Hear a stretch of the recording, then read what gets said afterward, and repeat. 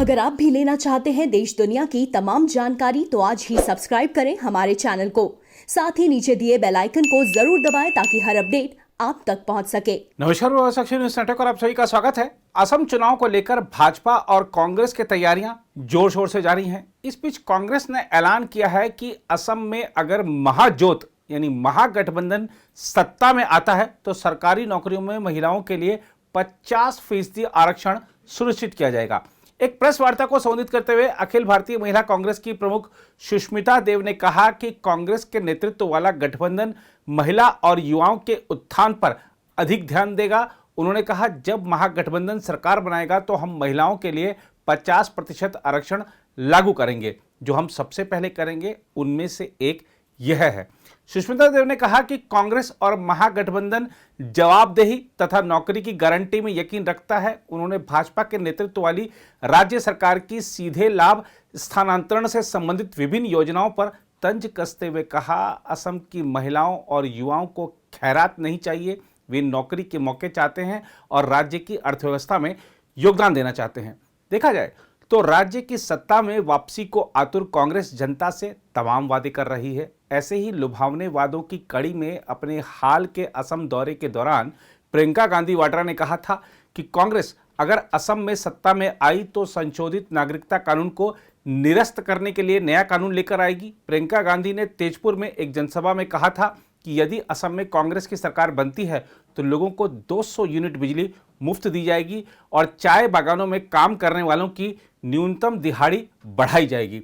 उन्होंने यह भी कहा था कि यदि कांग्रेस सत्ता में आती है तो वह गृहिणी सम्मान के तौर पर गृहिणियों को हर महीने 2000 रुपये देगी। अब देखना होगा कि जनता कांग्रेस के वादों पर अपनी मुहर लगाती है या भाजपा सरकार के 5 साल के कामों के दावों पर अपनी मुहर लगाती है। दूसरी ओर आगामी असम विधानसभा चुनाव के मद्देनजर भाजपा और उसके सहयोगी दलों असम गण परिषद और यूनाइटेड पीपुल्स पार्टी लिबरल के बीच सीटों के बंटवारे का समझौता हो गया है। केंद्रीय गृह मंत्री अमित शाह के आवास पर बुधवार को इस सिलसिले में एक अहम बैठक में भाजपा अध्यक्ष जेपी नड्डा, असम के मुख्यमंत्री सर्बानंद सोनोवाल, प्रदेश भाजपा अध्यक्ष रंजीत दास, अगप के अध्यक्ष व राज्य सरकार के मंत्री अतुल बोरा, यूपीपीएल के प्रमुख प्रमोद बोरो, भाजपा नेता और मंत्री हेमंत बिश्व शर्मा भी मौजूद थे।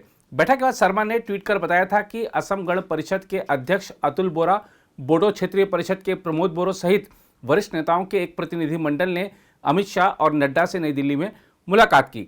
इस बीच सूत्रों ने बताया है कि सीटों के तालमेल के मुताबिक अगप को 25 सीटें जबकि यूपीपीएल को 12 सीटें मिली हैं।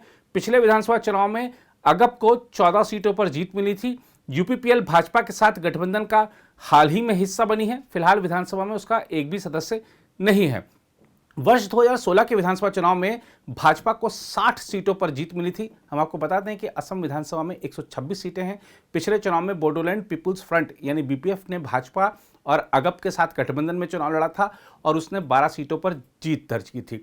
इस बार चुनाव में बीपीएफ ने कांग्रेस और एआईयूडीएफ के साथ गठबंधन किया है। अमित शाह के आवास पर चली संयुक्त बैठक के बाद भाजपा नेताओं की नड्डा के निवास पर अलग से बैठक हुई और उम्मीदवारों के नामों पर चर्चा की गई। उम्मीदवारों की पहली सूची पर भाजपा की केंद्रीय चुनाव समिति आज मंथन कर रही है। बैठक में प्रधानमंत्री नरेंद्र मोदी भी शामिल हुए। हम आपको बता दें कि असम में 27 मार्च से 6 अप्रैल के बीच 3 चरणों में मतदान संपन्न होगा। पहले चरण के तहत राज्य की 47 विधानसभा सीटों पर 27 मार्च को, दूसरे चरण के तहत 39 विधानसभा सीटों पर 1 अप्रैल और तीसरे व अंतिम चरण के तहत 40 विधानसभा सीटों पर 6 अप्रैल को मतदान संपन्न होगा। नामांकन की आखिरी तारीख 9 मार्च है। पहले चरण में जिन सीटों पर मतदान होना है उनमें माजुली और बोखा खाट विधानसभा सीटें प्रमुख हैं।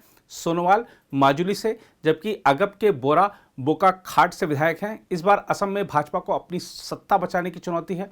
वहां उसका सामना कांग्रेस और एआईयूडीएफ के गठबंधन से है। भाजपा ने पिछले विधानसभा चुनाव में 10 सालों के कांग्रेस शासन का अंत करते हुए पहली बार पूर्वोत्तर के किसी राज्य में सत्ता हासिल की थी।